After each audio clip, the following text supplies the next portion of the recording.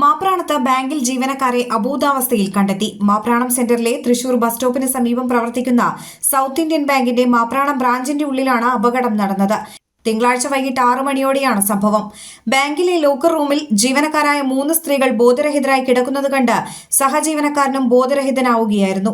ചേർപ്പ് സ്വദേശി ഈമ ജേക്കബ്, ഇരിങ്ങാലക്കുട സ്വദേശി ലോൻറ്റി PL, പത്തനംതിട്ട സ്വദേശി സ്റ്റെഫി, അസിസ്റ്റന്റ് മാനേജർ പുത്തഞ്ചിറ സ്വദേശി ഡിൻഡോയുമാണ് ബോധരഹിതരായത്.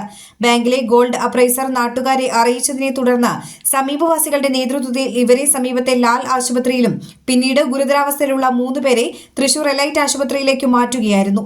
ഇരിങ്ങാലക്കുട പോലീസും ഫയർഫോഴ്സും സ്ഥലത്തെത്തിയിരുന്നു. ലോക്കർ തുറന്നെടുക്കുമ്പോൾ അതിൽ സ്വർണ്ണുണ്ട്, കാശുണ്ട്. നമുക്ക് കയറാൻ ഒരു പേടിയാണ്. അതല്ലെങ്കിൽ നമുക്ക് ഒറ്റയ്ക്ക് 2 ആൾക്ക് കൂടി പോയി ചെയ്യാം. അതുകൊണ്ടാണ് നമ്മൾ എല്ലാവരും വിളിച്ചു കൂട്ടിക്കൊണ്ട് തന്നെ സമയം വഹിക്കാതില്ല. ഒരു സൈഡിൽ കൂടെ പോലീസിനെയും നമ്മൾ SIനെയും വിളിച്ചിരുന്നു, CIനെയും വിളിച്ചിരുന്നു. മറു സൈഡിൽ കൂടെ തന്നെ ഷാജേൻ്റെ ആംബുലൻസ് 2 പേരെ കയറ്റി. ഓട്ടോറിക്ഷയിൽ വേറെ 2 ഓട്ടോറിക്ഷയും വിളിച്ച് 2 പേരെ നമ്മൾ കയറ്റി.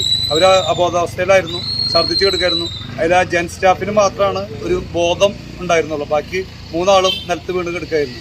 ആരും തന്നെ ബാങ്കിലുണ്ടായിരുന്നില്ല, താൽക്കാലിക ജീവനക്കാരുണ്ടായിരുന്നില്ല.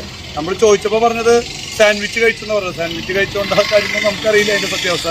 അത് പോലീസും അതുപോലെ തന്നെ ബന്ധപ്പെട്ട അധികാരികൾ, ഡോക്ടർ അടക്കമുള്ള ആളുകൾ അതിനെ സ്ഥിരീകരിച്ചുകൊണ്ടുള്ള റിപ്പോർട്ട് വരുമെന്ന് വിചാരിക്കും. ബാങ്കിനകത്ത് കാർബൺ മോണോക്സൈഡ് വാതകത്തിന്റെ സാന്നിധ്യം സംശയിക്കുന്നതായി പോലീസ് പറഞ്ഞു. പ്രദേശത്ത് ഇന്ന് മണിക്കൂറുകളോളം വൈദ്യുതി ഉണ്ടായിരുന്നില്ല.